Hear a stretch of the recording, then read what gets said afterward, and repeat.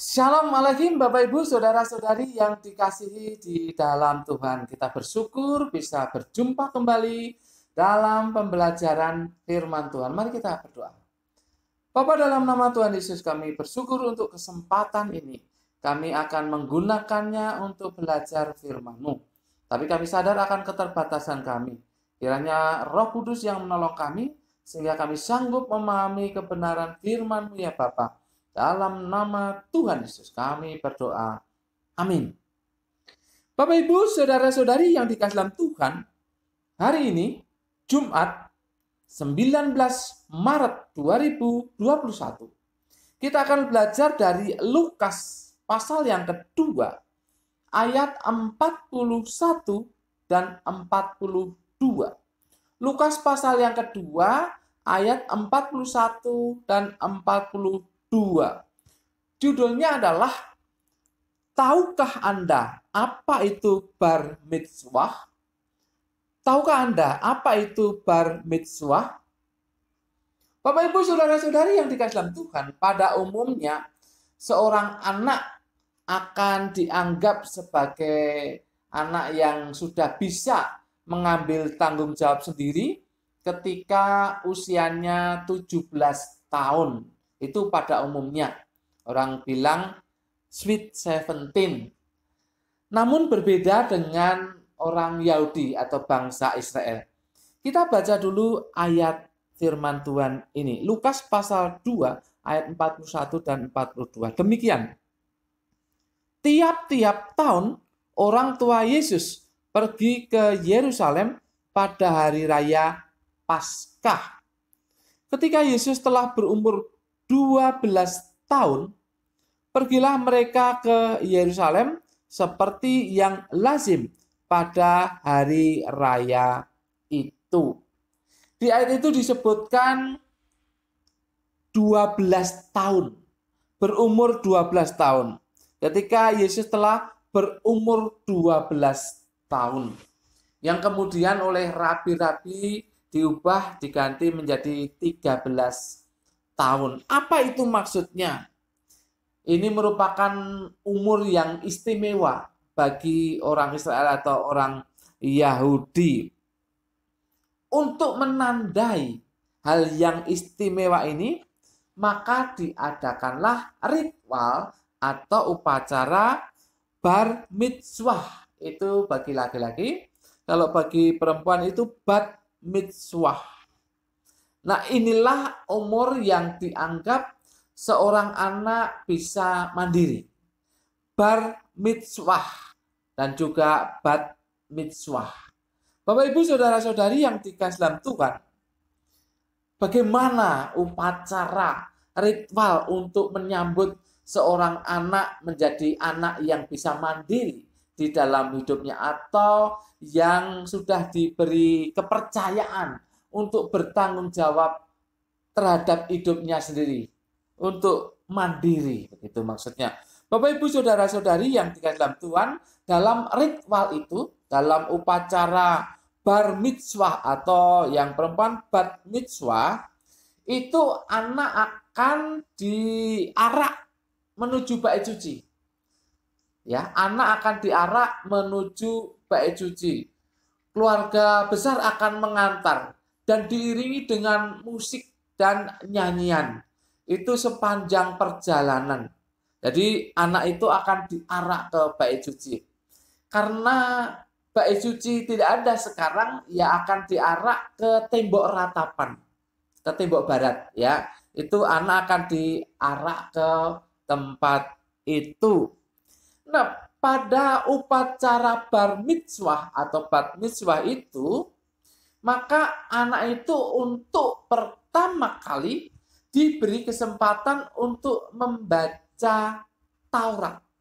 Khususnya 5 kitab Musa. 5 kitab Musa. Jadi itu untuk pertama kalinya seorang anak diberi kesempatan untuk membaca Taurat. Disebut bar mitzvah atau bat mitzvah karena orang Yahudi percaya bahwa anak sudah bisa mengambil tanggung jawabnya untuk melakukan 613 hukum. 613 hukum ini adalah penjabaran dari hukum Taurat oleh guru-guru agama orang Yahudi, oleh rabi-rabi. Itu dijabarkan menjadi 613 hukum. Oleh sebab itu, bar mitzvah atau bat mitzvah itu adalah menandai bahwa anak itu sudah bisa bertanggung jawab untuk menjalankan hukum-hukum yang terdapat dalam hukum Taurat dan penjabarannya yang 613 hukum jumlahnya itu. Bapak Ibu, arti bar mitzvah atau bat mitzvah itu sebetulnya secara literal artinya anak yang hidup menurut hukum. Anak yang hidup menurut hukum. Jadi ritual bar mitzvah atau bat mitzvah itu menandakan bahwa anak itu dianggap dewasa atau anak itu dianggap sudah bisa bertanggung jawab atas dirinya dalam kaitannya dengan hukum Taurat. Nah, itulah sebabnya harus dilakukan upacara itu. Harus dilakukan ritual yang semacam itu. Nanti Bapak Ibu lihat foto yang saya tampilkan itu saya ambil ketika pas ada di sana dan kebetulan kok pas ada upacara ritual bar mitzvah dan itu sedang diarak ya, belum sampai ke tembok ratapannya, tapi sedang diarak. 2 kali saya ke sana pas ketemu 2 kali peristiwa bar mitzvah itu. Jadi menarik ya, kita beriring-iringan sampai mengikuti mereka ke tembok ratapan atau tembok barat, bar mitzvah atau bat mitzvah. Bapak Ibu saudara-saudari yang dikasihi dalam Tuhan, kita kembali kepada ayat kita yaitu Lukas pasal 2 ayat 41 dan 42. Di sana disebutkan bahwa Tuhan Yesus berumur 12 tahun. Seharusnya ada ritual bat mitzvah itu. Makanya Yesus kemudian dibawa ke Yerusalem. Nah, Bapak Ibu, saudara-saudari yang dikasihi dalam Tuhan, kita tahu bahwa mereka tinggal di Nazaret. Itu cukup jauh kalau harus diarak untuk diupacarakan itu ya, untuk dipakaikan ritual bar mitzvah itu. Terlalu jauh Nazaret dengan Yerusalem, dengan bait suci pada saat itu. Tetapi yang jelas ayat itu mengatakan bahwa Yesus dibawa juga oleh Yusuf dan Maria ke Yerusalem. Ke Yerusalem ini jelas kalau Yerusalem ya pasti ke bait suci. Pada zaman itu bait sucinya adalah bait suci Herodes, yaitu bait suci kedua yang diperbesar dan diperluas dan diperindah oleh Herodes. Jadi di situ disebutkan bahwa Tuhan Yesus dibawa ke Yerusalem.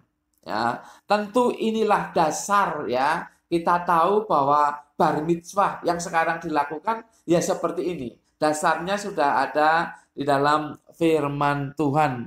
Bapak Ibu saudara-saudari yang dikasihi dalam Tuhan, mengapa pada hari Paskah?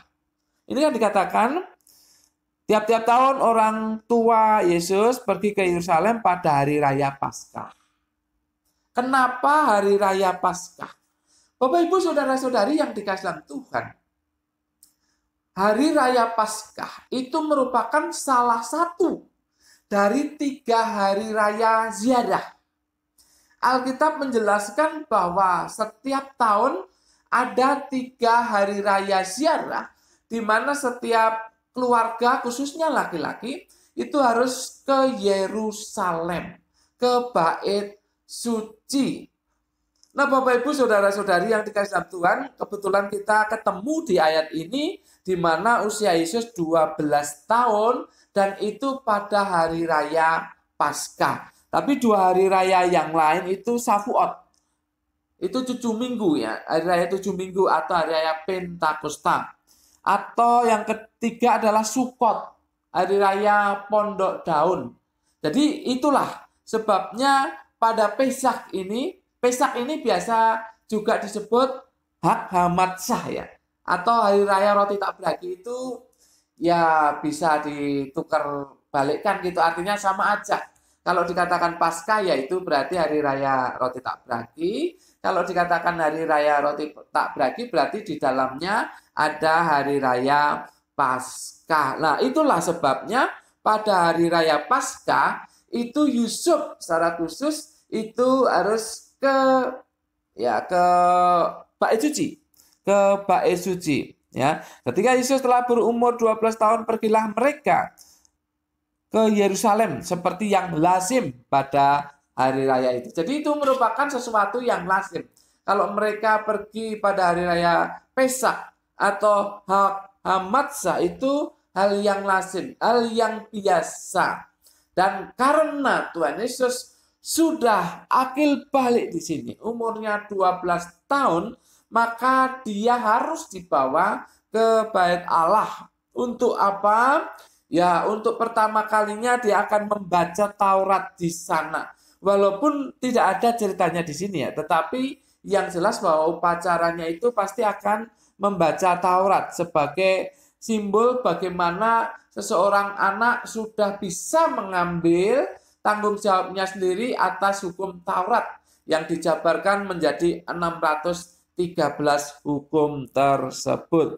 Bapak, Ibu, Saudara-saudari yang dikasih dalam Tuhan, apa artinya ayat ini? Ayat ini bermakna bahwa Tuhan Yesus menjalani proses sebagai manusia. Tuhan Yesus rela menjalani proses sebagai manusia. Bahkan bisa dimengerti bahwa di sini Tuhan Yesus menjalani proses untuk taat kepada hukum. Mengapa ini penting? Ya, bukankah Tuhan Yesus itu Tuhan? Ya kan? Bukankah Tuhan Yesus itu Tuhan?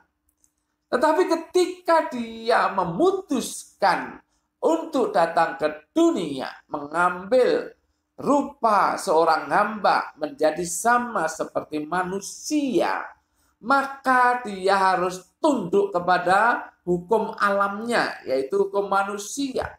Karena dia berada di Yahudi, maka dia harus tunduk dalam proses kemanusiaannya di hukum-hukum Yahudi, di bawah hukum-hukum Yahudi. Itu dia Tuhan, tetapi dia mau seperti itu. Bapak, Ibu, Saudara-saudari yang dikasihi dalam Tuhan. Untuk apa? Yang pertama, tentu supaya tidak menjadi batu sandungan. Yang kedua, memang dia harus menjalani itu sebagai proses, bahwa dia benar-benar mengambil bentuk rupa seorang hamba dan menjadi manusia seutuhnya. Itu yang penting. Oleh karena di dalam perjalanan hidup selanjutnya, Tuhan Yesus harus mengalami kematian supaya ada kehidupan bagi manusia. Itu kan sasaran misi utamanya. Oleh sebab itu ketika Tuhan Yesus di usia 12 tahun pun dia harus mengalami proses sebagai manusia, mengalami proses tunduk di bawah hukum-hukum manusia. Karena 613 itu adalah hukum yang dijabarkan sendiri oleh manusia, oleh rabi-rabi Yahudi. Bapak, Ibu, Saudara-saudari yang dikasihi dalam Tuhan, sekali lagi dia Tuhan, tetapi mau menjalani proses sebagai manusia dan mau menjalani proses di bawah hukum-hukum manusia. Karena misi utamanya menjadi manusia adalah untuk membawa manusia kembali kepada Bapa dengan kematiannya di kayu salib.